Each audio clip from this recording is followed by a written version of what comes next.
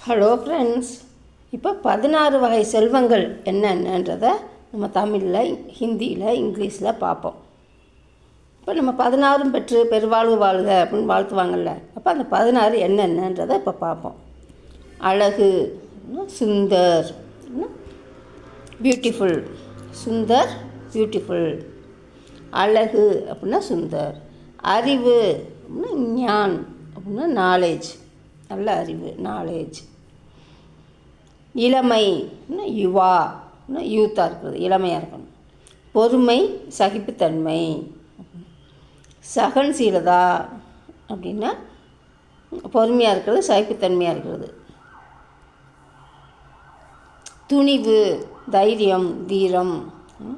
தைரிய, நம்ம தைரியம் இருக்க தைரிய அப்படின்னு. வீரம் அப்படின்றத வீர். இது தைரியம், வீரம் நம்ம தமிழில் சொல்கிற மாதிரியும் சொல்லாமல் தைரிய, வீர், பிரேவ், துணிவாக இருக்கிறது. வலிமை அப்படின்னா தாகத், ஸ்ட்ரென்த்தாக இருக்கிறது, வலிமை. கல்வி சிக்ஷா அப்படின்னா எஜுகேஷன். புகழ் பிரசித்தி அப்படின்னா ஃபேமஸ். வெற்றி அப்படின்னா சபல்தா அப்படின்னா வெற்றி, சக்ஸஸ். நன்மக்கள் அல்லது நல்ல பிள்ளைகள். அச்சே பச்சே அப்படின்னா நல்ல பிள்ளைகள். அதவே அச்சே அவுலாத் அப்படின்னா சில்ட்ரன் அவுலாத் அப்படின்னு நம்ம ஏற்கனவே ஆவரேஜில் படிக்கும். ஸ்வர் உயிரெழுத்துக்களை நம்ம படிக்கும் போது நம்ம பார்த்துருப்போம். அவுலாத்னா சில்ட்ரன் அப்படின்னு. பொதுவாக சில்ட்ரன் அவுலாத். அச்சே அவுலாத் அப்படின்னு சொல்லலாம், இல்லை அச்சே பச்சே அப்படின்னு சொல்லலாம், குட் சில்ட்ரன். பொன் சோனா அப்படின்னு சொல்லலாம், ஸ்வன் அப்படின்னு சொல்லலாம், கோல்டு, நல்ல செல்வம், கோல்டு நல்லதாக இருக்கணும். நெல், நெல் வயல். சாவல் அப்படின்னா நெல். நெல் வயல் தான்கா கேத், கேத்னா வயல், தான்கா கேத், நெல் வயல். தானிய அப்படின்னு சொல்லலாம், தான்கா கேத், தானியம் விளையிற ஒரு வயல் வேணும், நெல் இருக்கணும், நெல் வயல் இருக்கணும், தான்கா கேத். சாவல்னா நெல், தான்கா கேத் அப்படின்னா நெல் வயல். நல்ல செயல், நற்செயல், நன்னடத்தை.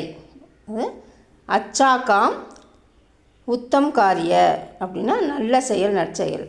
நன்னடத்தை அப்படின்னா குட் பிஹேவியர் அச்சா வியவகார்,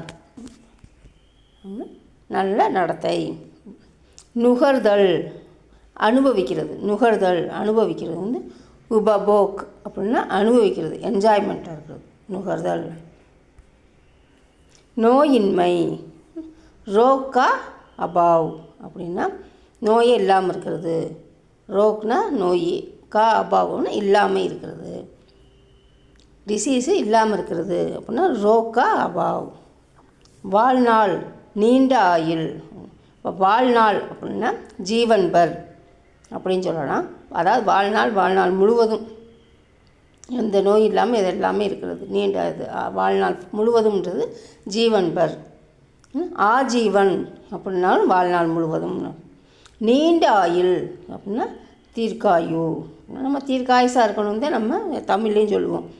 தீர்க்காயு அப்படின்னா நீண்ட ஆயுள், லாங் லைஃப் லாங்காக இருக்கிறது, தீர்க்காயு, நீண்ட ஆயுள்.